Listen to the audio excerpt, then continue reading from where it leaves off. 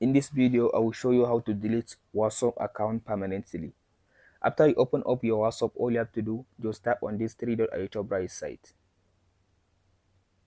Go to settings, go to accounts,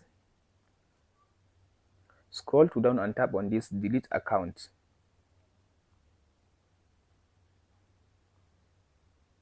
So before you delete your WhatsApp, all you have to do, make sure to read this term and condition. It says if you delete this account, the account will be deleted from WhatsApp and all your devices.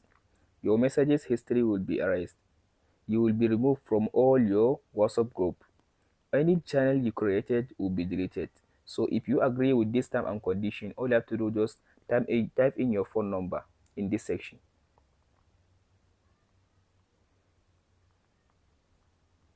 So after you finish typing your phone number, all you have to do, just tap on this delete account. It will be deleted your account. That's it, guys. If this video helps you out, don't forget to like and subscribe.